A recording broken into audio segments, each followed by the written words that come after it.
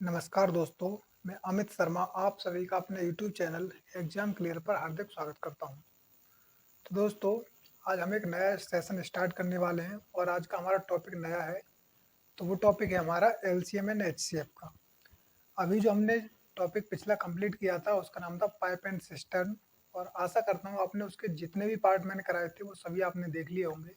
और अगर नहीं देखे हों तो आप हमारे चैनल की प्लेलिस्ट पर जाकर के देख सकते हैं, आरआरसी ग्रुप डी मैथ करके। वहाँ पे एक प्लेलिस्ट बनी हुई है, उसमें सारी की सारी जितनी भी वीडियोज हमने अभी तक कराई हैं वो सभी उसमें हैं और वहाँ से आप जा कर के पढ़ सकते हैं। तो आज हम पढ़ेंगे एलसीएम एंड एचसीएफ। तो आज का सेशन स्टार्ट होने से पहले अगर आपने हमारे चैनल को सब्सक्राइब नहीं किया है तो सब्सक्राइब कर दीजिए और इस वीडियो को अपने यार दोस्तों में शेयर कर दीजिए, क्योंकि आज का सेशन हमारा काफ़ी धमाकेदार होने वाला है। और इसलिए आप रेडी हो जाइए आज के सेशन के लिए और अपने नोटबुक और पेन निकाल लीजिए और स्टार्ट करते हैं आज का सेशन। तो आज हम पढ़ेंगे एलसीएम एंड एचसीएफ और आज हमारा पार्ट 1 है, तो इसलिए हमारा जो आज फोकस रहेगा वो इसके बेसिक पे रहेगा, जो इसकी बेसिक चीज़ें होती हैं। तो आज की क्लास हमारी बेसिक की रहेगी और धीरे धीरे फिर इसका लेवल बढ़ाते जाएंगे। तो सबसे पहले हम बात करेंगे एलसीएम की कि एलसीएम होता क्या है। एलसीएम का मतलब होता है least common multiple. Least common multiple, least common multiple, इसको शॉर्टकट में बोलते हैं एलसीएम। और इसके अगर फुल फॉर्म देखी जाए तो ये होती है लीस्ट कॉमन मल्टीपल। एक बार यूपीएससी के एग्जाम में इसी को लेकर के, इसकी फुल फॉर्म को लेकर के क्वेश्चन पूछा गया था सी सेट में 2011 में, लेकिन इनडायरेक्टली क्वेश्चन था, इस वजह से काफ़ी बच्चे उसमें परेशान रहे थे और वो उस चीज़ों का आंसर नहीं दे पाए थे, क्योंकि उसने इन्हीं चीज़ों को इनडायरेक्टली पूछ लिया था, तो काफ़ी असमर्थता आई थी बच्चों में। तो आपको यहाँ से ध्यान रखना है कि इसको बोलते हैं least common multiple. Least common multiple का मतलब क्या होता है? लघुत्तम लघुत्तम सम अपवर्त्य। अपवर्त्य, लघुत्तम सम अपवर्त्य। लघुत्तम का मतलब क्या होता है? छोटा। लघुत्तम का मतलब क्या है? छोटा।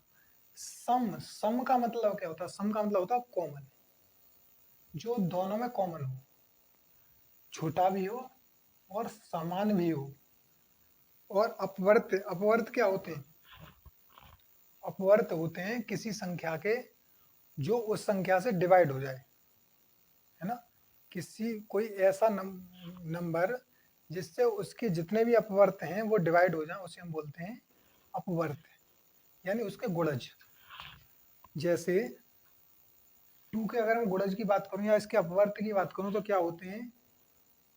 2, 4, 6, 8, 10, 12, 14, 16, ये क्या होते हैं? ये होते हैं इसके गुणज। इसको हम बोलते हैं अपवर्त। अगर मैं आपसे कहूं कि क्या 12 2 से डिवाइड हो जाएगा? हो जाएगा। क्यों? क्योंकि ये इसका अपवर्त है, ये इसका वर्थ है और इसका गुणज है। अगर ये इसका गुणज है तो ये 2 से डिवाइड होगा ही होगा। अगर मैं आपसे कह दूं क्या 15 2 से डिवाइड है? तो नहीं है। क्यों? क्योंकि 15 2 का गुणज नहीं है। तो आपको ये चीज़ें ध्यान रखनी है। आगे देखते हैं। और तो ये तो हमने देखा कि लघुत्तम होता क्या है, एलसीएम एलसीएम क्या होता है। अब हम देखें कि एलसीएम लिया कैसे जाता है। जैसे मैं अगर आपसे कहूँ कि 2, 4, 8, इसका एलसीएम लीजिए, तो आप क्या करोगे? इनको आपको किसी ऐसी संख्या से काटना है जिससे तीनों की तीनों डिवाइड हो जाए। तो हम 2 से डिवाइड करेंगे सबसे पहले। 2 1 जा 2, 2 2 जा 4, 2 4 जा 8। अब फिर से इसको डिवाइड करेंगे 2 से ही, तो 2 से 1 टाइम, 2 से 2 टाइम और फिर से 2, 1 1 और 1। यानी इसको जब तक हम काटते हैं जब तक कि नीचे 1 1 1 ना आ जाए। और अब ये जो भी संख्या होती है इनकी हम मल्टीप्लाई कर लेते हैं और हमें क्या मिल जाता है? एलसीएम। अब इसकी मल्टीप्लाई करें, 2 2 जा 4, 4 2 जा 8, यानी इसका जो एलसीएम आ गया वो आ गया 8। इस तरह से हम एलसीएम फाइंड करते हैं। अब क्या इसके अलावा कोई और भी मेथड है जिससे हम एलसीएम फाइंड कर सकते हैं? जी हाँ, है। कौन सा है। जैसे मान लीजिए मैं अगर आपसे कहता हूँ 2 और 4,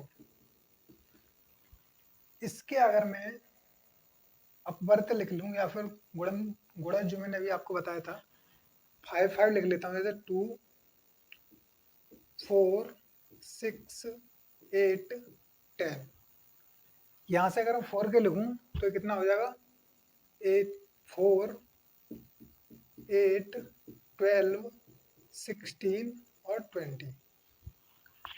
अगर मैं आपसे कहूँ कि इनमें समान कौन है, तो आप देखिए 4 यहाँ पे भी है, 4 यहाँ पे भी है, 8 यहाँ पर भी है, 8 यहाँ पर भी है। और जैसे इसका गुणज अगला आएगा यानी 6 टाइम्स आएगा 12, तो इसका गुणज ये भी है और ये भी है, यानी समान कॉमन हो गई हो। अभी हमने बात करी थी कि कॉमन भी होना चाहिए और समान भी होना चाहिए, तो कॉमन तो है ही है और समान भी है। लेकिन क्या अगर मैं आपसे बात करूं कि ये 12, क्या ये हमारा एलसीएम हो जाएगा? नहीं होगा। क्यों? क्योंकि उसमें लिखा हुआ लीस्ट, जो मैंने आपको बताया लघुत्तम, यानी छोटा भी होना चाहिए। तो छोटा यहाँ पे सबसे छोटा कौन है इन तीनों में? तो सबसे छोटा है हमारा 4। तो इन दोनों का एलसीएम कितना आ जाएगा? 4। कॉमन भी हो दोनों में और सबसे छोटा भी हो, तो सबसे छोटा और कॉमन कौन सा है? 4 ही है। और तो कोई संख्या इतनी छोटी इससे नहीं है जो मिल रही है दोनों में। तो इस तरह से होता है इसका एलसीएम। तो आशा करता हूँ ये आपको समझ में आ गया होगा। अब अगर मैं आपसे कहूँ कि ये हमारे 5 के, जैसे आगे हम देखते हैं अभी, जैसे अगर मैं आपसे कहता हूँ कि 2 और 3, इनके अगर मैं गुणज की बात करता हूँ यानी अपवर्त, तो 2 का हो गया 2 4 6 8 10 12 14 16। अगर मैं 3 की बात करता हूँ तो 3 6 9 12 15 18। अगर मैं आपसे कहूँ कि क्या 18 3 से डिविजिबल है, तो हाँ 3 से डिविजिबल है। क्यों डिविजिबल है? क्योंकि 18 3 का क्या है? अपवर्त है ना। 3 का क्या है? मल्टीपल है। और अगर मैं आपसे कह दूं कि क्या 13 3 से डिविजिबल है, तो नहीं है। क्यों नहीं है? क्योंकि ये इसका अपवर्त है ही नहीं, इसका मल्टीपल नहीं है। और अगर ये इसका मल्टीपल नहीं है तो ये 3 से डिवाइड नहीं होगा। तो इसके लिए अगर ये इसका मल्टीपल होता तो ये डिवाइड हो जाता। तो हमें यहाँ से ये बात तो समझ में आ चुकी है कि किसी संख्या का मल्टीपल उस संख्या से जरूर डिवाइड होगा। हम यहाँ से ये चीज़ सीख चुके हैं। 2 का अगर कोई मल्टीपल है तो 2 से डिवाइड जरूर होगा, और अगर 3 का कोई मल्टीपल है तो 3 से डिवाइड जरूर होगा। अगर मैं आपसे कहूँ, यहाँ से हम एक चीज़ और देख रहे हैं कि सबसे पहले जब हमने 2 के मल्टीपल लिखे तो यहाँ पे 2 आया, 3 के मल्टीपल लिखे तो यहाँ पे 3 आया। अगर हम यहाँ से 4 के मल्टीपल लिखते हैं तो सबसे पहले 4 8 12, कहने का मतलब यह है कि वही संख्या फिर से आ गई। तो यहाँ हमने एक चीज़ देखी कि ये संख्या यहाँ पे भी है जो है, ये संख्या यहाँ पे भी है और ये संख्या यहाँ पे भी है। यानी कि यहाँ से एक बात हमारी समझ में आ रही है कि किसी संख्या का पहला मल्टीपल स्वयं वही संख्या होती है। किसी संख्या का फर्स्ट जो मल्टीपल होता है वो क्या होता है? वो वही संख्या होती है स्वयं। तो यहाँ से हमने ये चीज़ सीखी। अब हम आगे सीखते हैं कि एक बार और देखते हैं कि एलसीएम हम लेते कैसे हैं। जैसे अगर मैंने आपसे कहा कि 6 और 9, इसका एलसीएम बताइए, तो आप क्या करोगे? पहले तो इनके मल्टीपल लिखोगे। तो 6 का कितना होता है? सबसे पहले तो 6 होगा, फिर 12, फिर 18, फिर 24, फिर 30, फिर 5 मल्टीपल इसके लिख लीजिए। तो 9 18 27 36 और 45। अब हम ये देखेंगे सबसे पहले कि इन दोनों में कॉमन क्या है। तो कॉमन देखते हैं हम। एक तो इसमें कॉमन दिखाई दे रहा है हमें 18, और भी है क्या इसमें कोई कॉमन? और अभी कोई इसमें कॉमन नहीं है फिलहाल। तो हमने आपको बताया था कि एक तो जो भी मल्टीपल होगा इसका लघुत्तम सम अपवर्त, मैंने बताया था एक तो कॉमन भी हो और मल्टीपल भी हो। तो यहाँ से हमने देखा कि ये कॉमन भी है और ये इनका मल्टीपल भी है। क्या मैं अगर मैं आपसे कहूँ कि ये जो 18 आ रहा है क्या ये 6 से डिविजिबल है? तो बिल्कुल है। क्यों? क्योंकि ये 6 का क्या है, मल्टीपल है। और अगर मैं आपसे कहूँ कि ये 9 से डिविजिबल है, तो 9 से डिविजिबल है। क्यों है? क्योंकि ये 9 का भी मल्टीपल है। तो यहाँ से हमें ये पता लग गया कि इनका एलसीएम कितना आ जाएगा, इनका एलसीएम आ जाएगा 80, जो दोनों में हो, समान हो और सबसे छोटा हो, तो वो होता है हमारा एलसीएम। ये चीज़ आप यहाँ से सीख चुके होंगे। दूसरी विधि वो होती है जो हम स्कूलों में पढ़ चुके होते हैं, जो हमने शुरुआत में जब हम छोटे थे तो हम स्कूलों में पढ़ते थे, तो वहाँ टीचर आपको सिखाते थे। क्या सिखाते थे वो बताते थे कि जैसे हमने लिया 4, 6 और 12, इसका हमें एलसीएम फाइंड करना होता है। एलसीएम कैसे फाइंड करते हैं? सबसे पहले हम इनको ऐसी संख्या से काटेंगे जिससे तीनों की तीनों डिवाइड हो जाए। तो 2 से 2 टाइम, फिर 3 टाइम कट जाएगा ये, और ये 6 टाइम। फिर से इसको काटेंगे 2 से 1 टाइम 2, और ये 3 कटेगा नहीं तो उसको यूं की तो उतार देंगे। फिर 2 3 जा 6, और फिर इसको 3 से काट देंगे। यानी हम इसको जब तक काटते हैं जब तक के नीचे 1 1 1 नहीं आ जाता है। फिर अब ये जो संख्याएं आती हैं इनकी हम कर लेते हैं मल्टीप्लाई। तो क्या क्या है यहाँ पे, 2 इंटू 2 इंटू 3, तो 2 2 जा कितना होता है 4, और 4 3 जा 12, यानी कि इसका एलसीएम आ गया हमारा 12। आ गया समझ में? इस तरह से हम लेते हैं एलसीएम। अब अगर मैं आपसे कहूं कि क्या कि 1 से लेकर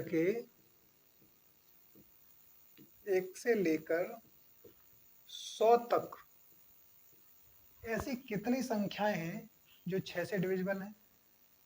1 से लेकर के 6 तक की ऐसी, मतलब 1 से लेकर के 100 तक की ऐसी कितनी संख्याएं हैं जो 6 से डिविजिबल हैं? अब आप कहोगे सर आप कहाँ पहुंच गए, लेकिन नहीं, जरूरी है ये। हम एलसीएम पर ही बात कर रहे हैं, एलसीएम पर ही है। आप पहले ये बताइए कि यहाँ से 1 से लेकर के 100 तक की ऐसी कितनी संख्याएं जो 6 से डिविजिबल हैं?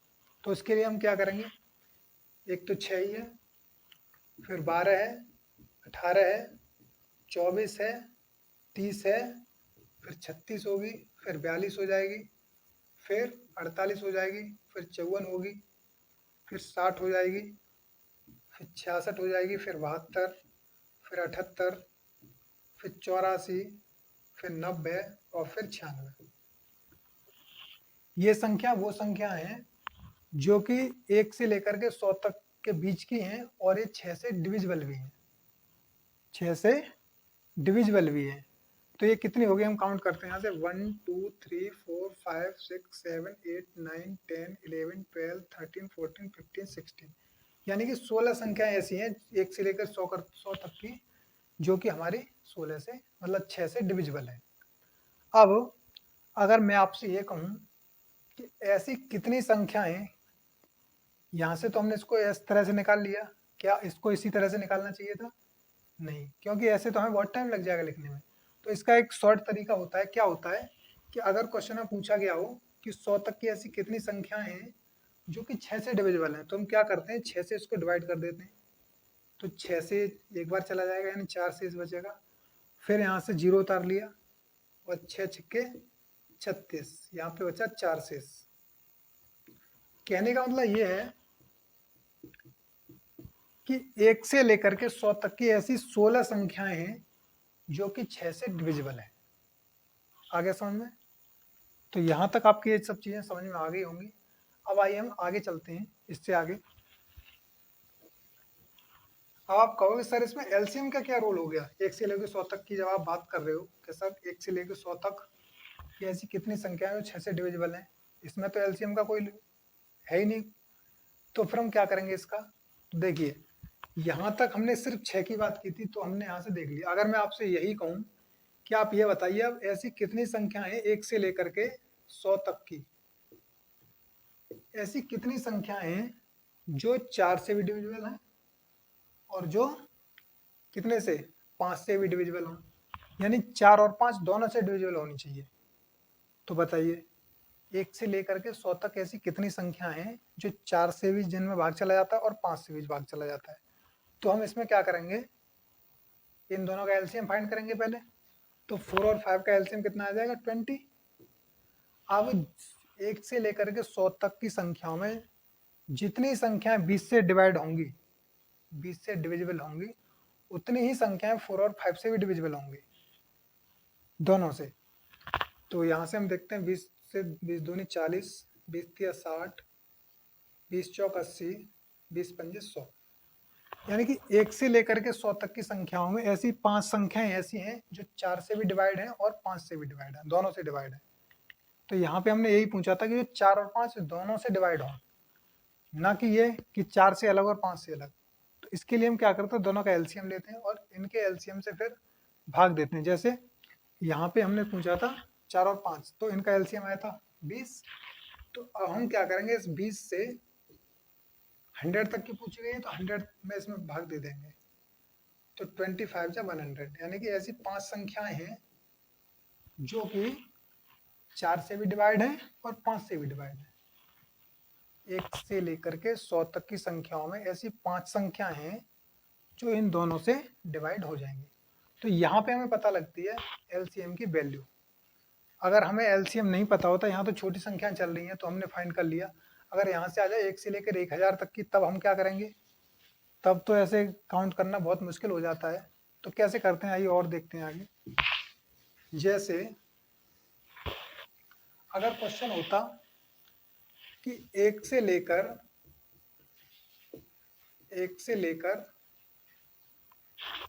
1000 तक की कितनी संख्याएं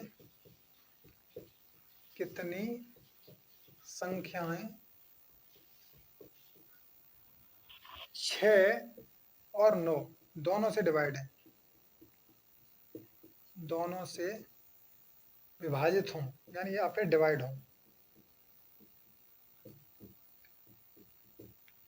तो हम क्या करेंगे, मैंने आपको बताया था अगर कभी ऐसा क्वेश्चन आ जाता है तो हम इन दोनों संख्याओं का पहले एलसीएम फाइंड करेंगे। किसका, ये जो दी हुई है 6 और 9 का। तो 6 और 9 की अगर हम एलसीएम की बात करें तो मैंने आपको बताया था सबसे पहले हम क्या करेंगे, इनके मल्टीपल लिखेंगे।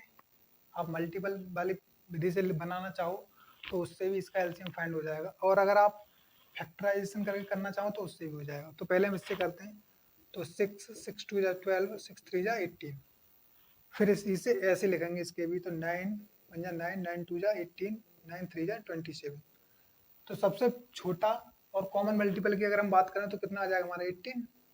तो इसका एलसीएम आ गया 18। एलसीएम कितना आ गया, एलसीएम आया 18। अब जितनी संख्याएं 18 से विभाजित होंगी, 1 से लेकर के 1000 तक के बीच की जितनी भी संख्याएं अगर जितनी 18 से विभाजित होंगी उतनी ही संख्याएं 6 और 9 से भी डिवाइड होंगी। तो हम देखते हैं, यानी 1000 तक की बात की है उसने, तो 1000 हम सीधे भाग करेंगे 18 से। तो 18 5 जा कितना होता है 90। कितना बचा यहाँ पे 10, फिर से 100 हो गए। अब 18 5 जा 90, कितना बचा 10। कहने का मतलब है कि 55 संख्याएं ऐसी हैं 1 से लेकर के 1000 के बीच में जो कि 6 और 9 दोनों से डिवाइड है। आया समझ में। ये क्वेश्चन ऐसा पूछ लिया जाता है एग्जाम में कि 1 से लेकर के 100 तक की कितनी संख्याएं ऐसी हैं जो कि 6 और 9 दोनों से डिवाइड हो। तो वहां हम क्या करते हैं, वहां पे हमारे एलसीएम का यूज करते हैं। तो ये बात आपकी क्लियर हो गई होगी कि हम इसका यूज क्यों कर रहे हैं बार बार, एलसीएम की हमें जरूरत कहाँ पड़ती है और क्यों पड़ती है। क्योंकि अगर आप यहाँ से इसी तरह से फाइंड करने लग जाते कि एक तो 18 हो गया, फिर 36 हो गया, फिर 54 हो गया, इस तरह से अगर आप काउंट करें तो आपको बहुत टाइम लग जाता। तो इस वजह से इसको सॉर्ट करने के लिए यहाँ पे हम क्या करते हैं, इनका एलसीएम ले लेते हैं और एलसीएम से जहाँ तक की पूछी गई है, 2000 तक की पूछी गई है, 4000 तक की, 6000 तक की, तो उस संख्या में हम डिवाइड कर देते हैं। किससे, एलसीएम से। तो उससे हमें पता लग जाता है कितनी संख्याएं ऐसी हैं जो उनसे डिविजिबल है। आगे ये बात क्लियर होगी होगी। आइए अब आगे चलते हैं। अब आगे हम सीखेंगे और टाइप के क्वेश्चंस किस तरह के पूछ लिए जाते हैं। तो आइए अब अपने अगले क्वेश्चन पे चलते हैं। तो आइए दोस्तों अब हम कुछ और एग्जांपल लेके देखते हैं। जैसे क्वेश्चन पूछ लिया जाता है कि 100 से लेकर के 500 के बीच में, 100 से लेकर के 500 तक की ऐसी कितनी संख्याएं हैं जो कि 8 से भी डिवाइड है और 10 से भी डिवाइड है, दोनों से डिवाइड होनी चाहिए। यानी कि 100 से लेकर के 500 तक की कितनी संख्याएं हैं संख्याएं हैं जो 8 और 10 दोनों से डिवाइड हों, दोनों से विभाजित हों, विभाजित हों, इस तरह से ही पूछ लिया जाता है। तब हम क्या करते हैं, हमने आपको बताया था हम पहले इनका एलसीएम फाइंड करेंगे। तो 8 और 10 का एलसीएम कितना आ जाएगा, तो ये आ जाएगा 40। कितना आ जाएगा 40। आप फाइंड भी कर सकते हो जैसे 8 और 10। तो डिवाइड करिए इसको, 2 से करें, 2 से 4 टाइम और 2 से 5 टाइम, फिर से 2 से 2 टाइम, 5 फिर से 2 1 टाइम और ये 5 5 से फिर इसको 1 टाइम। अब इनकी मल्टीप्लाई कर दीजिए, 5 2 या 10, 10 2 या 20 और 20 2 या 40, यानी कि हमारा एलसीएम आ गया 40। अब हम क्या करेंगे, पहले टोटल निकालेंगे कि 500 तक की संख्याएं में, 500 तक की जितनी भी संख्याएं हैं वो उनमें कितनी संख्याएं ऐसी हैं जो 40 से डिवाइड हैं। तो इसके लिए हम क्या करेंगे, 40 से इसको डिवाइड करेंगे। तो 40 एकन 40, कितना बचा शेष 10, फिर से 0 बचा, 0 उतार लिया, 40 दूनी 80, कितना बचा शेष 20।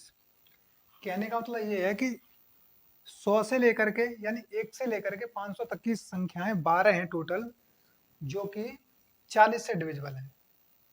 कितने से डिविजिबल है, 40 से। तो कितनी संख्याएं, 12 संख्याएं टोटल।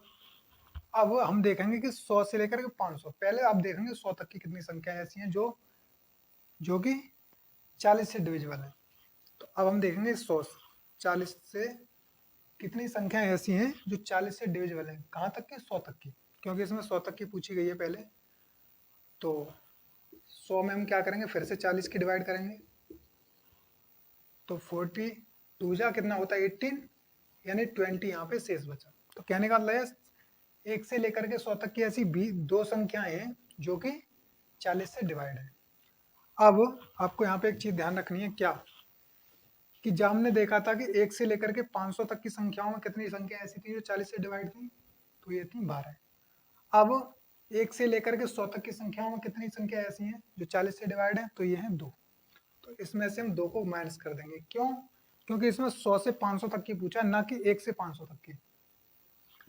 अब इसको घटा देंगे, तो 12 में से 2 है, कितने बचे 10, और ये आ गया आपका आंसर। यानी कि 100 से लेकर के 500 तक की कितनी संख्याएं हैं जो 8 और 10 दोनों से विभाजित हों, तो वो हैं 10 संख्याएं। इस तरह से हम इस टाइप के क्वेश्चंस को सॉल्व कर लेते हैं। तो आज हमारा बेसिक पार्ट था और इसमें हमने एक टाइप के क्वेश्चंस आपको समझा दिए हैं। इससे आगे हम जो अगला पार्ट आएगा उसमें हम इससे आगे के क्वेश्चंस लेंगे और न्यू टाइप लेंगे। तो आप पढ़ते रहिए और मेहनत करते रहिए। तो आज का सेशन यहीं ख़त्म होता है। इस वीडियो को ज़्यादा से ज़्यादा लाइक करें, शेयर करें, सब्सक्राइब करें और कमेंट कीजिए कि आपको हमारा सेशन कैसा लगा। और अगर सेशन अच्छा लगता है तो इसको अपने यार दोस्तों में शेयर कीजिएगा।